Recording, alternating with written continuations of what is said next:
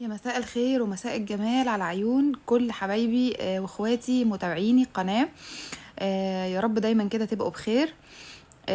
زي ما انتوا شايفين كده، طبعا انا كنت قاعده بتكلم انا وجوزي، مفيش مشكله، فهو ايده اللي طالعه دي.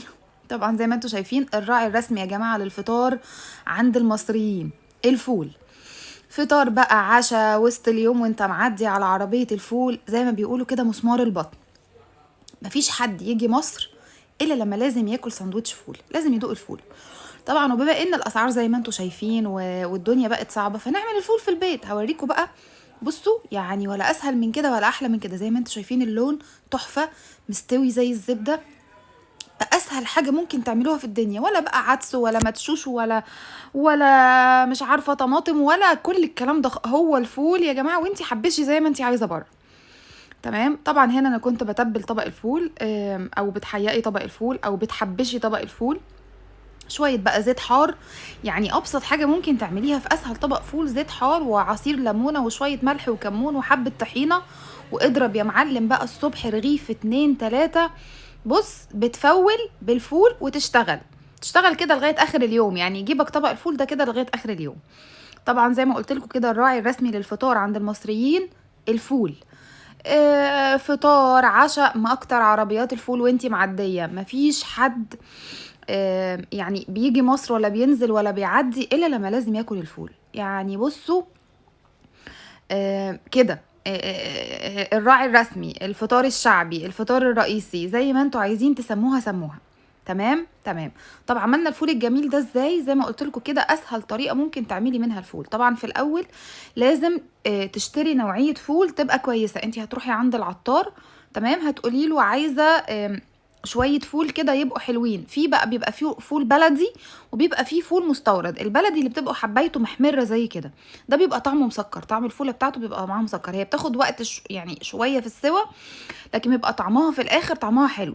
لكن المستورد بيبقى السوا بتاعه اقل، وبتبقى الفوله حجمها اكبر، يعني الفوله بتبقى كبيره كده ومبططه وبيضه وكبيره.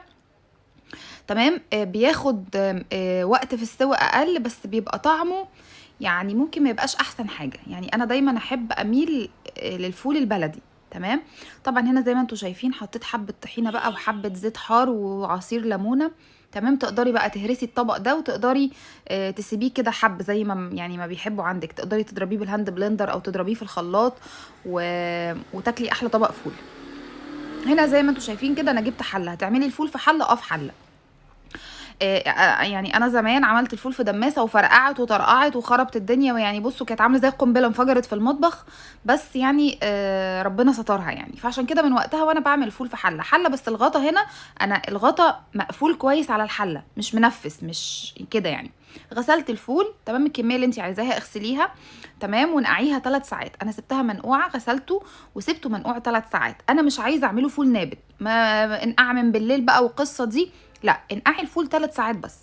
تمام. هنا حطيت عليه، هحط عليه ميه سخنه او ميه من الحنفيه زي ما انت عايزه، مش فارقه، مش هتفرق كتير. هو مجرد الميه السخنه، ان انت لما بتحطيه على النار بيبتدي يغلي بسرعه، لكن مش فارقه. هتحطي ميه من الحنفيه، ميه سخنه. اول ما تحطيه على النار ويبتدي يغلي، تمام، هقولك تعملي ايه. حطينا ميه طبعا تبقى مغطيه الفول بحبه حلوين، لان هو لسه هينفش وهيستوي جوه الميه دي. تمام. فتحطيه بحبه حلوين. هنا حطيت معلقه صغيره او معلقه، يعني معلقتين عصير ليمون. تقدري تحطي عصير ليمونه لو انت مش عندك الليمون ده، تقدري تحطي عصير ليمونه. بصوا، وطرف معلقه صغيره بيكنج باودر. بيكنج باودر بقى، بيكنج صودا، اللي موجود عندك مفيش مشكله. انا اللي كان موجود عندي اللي هو الكيك شيف ده. تمام. وهحط الفول ده على النار، على نار عاليه لغايه لما يغلي، وبعدين هخلي النار شمعه. هتسيبيه حوالي 6 ساعات. بصوا بقى بعد 6 ساعات، زبده. يعني اللون اولا مش مسود، الفول مش مسود خالص. عشان قصه الناس اللي تقولك الفول في الحله بقى ويطلع مسود والكلام ده، اهو قدامكم انا جايباه من النار عليكم على طول. بصوا الفول مستوي زبده. زبده زي ما انتم شايفين، القشره بتتقطع زبده، ما فيهاش اي مش محشرجه كده وتقف في زورك وتلبد بقى في سقف حلقك وتقف كده، لا، زبده زي ما انتم شايفين. يبقى حطينا الفول على النار، ولا عدس بقى ولا فول مدشوش ولا قمح ولا كركم ولا كل الكلام ده. هما شويه الفول وعليهم عصير ليمونه، وعليهم ولا طماطم، وعليهم حبه البيكنج صودا وبس. لونه زي ما انتم شايفين، لونه تحفه. مش غامق مش مسود، محمر وشكله يفتح النفس. بصوا احلى من الفول اللي بتجيبوه من بره مليون مره.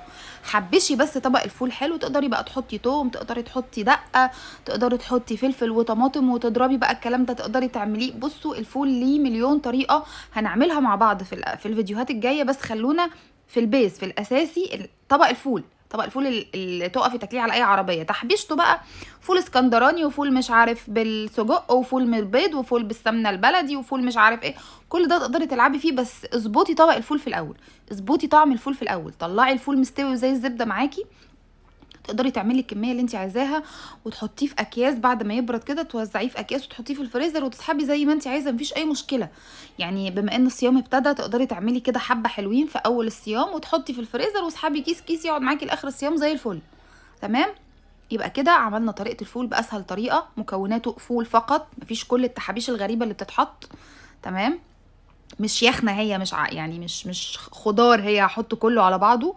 آه، بصوا جربوا وهيطلع طعمه تحفه. بيوفر معاكم جدا، سهل سريع. يعني انت لو عملتيه الساعه 12 الظهر مثلا هتتعشي منه من بالليل على الساعه 9، هتنقعيه 3 ساعات لغايه الساعه 3، ومن 3 لغايه 9 بالليل 6 ساعات هيستوي، يبقى معاكي زبده وزي الفل. عملتيه من بالليل وهديتي عليه النار، تصحي الصبح تعملي لاولادك احلى طبق فول كده. لو عملتيه الخميس بالليل والجمعه فطرتيهم فول طازه كده هيبقى تحفه جدا. زي ما قلت لك حبشي زي ما انت عايزه، حطي طحينه، حطي طبعا هو اساسه ليمون وزيت. طبعا تقدري تستعملي زيت عادي، زيت حار، زيت زيتون، اللي انت عايزاه. شويه طحينه، ملح وكمون، ما تكتريش الكمون عشان ما يمررش، وعصير ليمونه. تمام. تقدري تهرسيه بالشوكه هيبقى معاكي زبده، تضربيه بهاند بلندر، تضربيه بخلاط.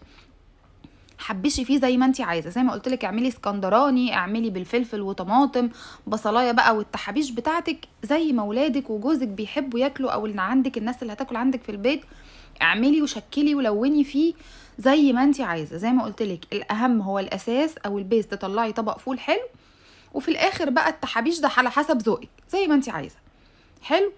يا رب يكون الفيديو عجبكم، يبقى سهل كده وخفيف على قلوبكم. اعملوا وفروا في البيت، اضمنوا نظافته، واعملوا حاجه انتوا بايديكم تبقوا ضامنينها وتوفر عليكم في البيت. ما تنسوش اللايك يا جماعه، اللايك. يلا بقى اشوفكم الفيديو الجاي، يلا باي باي.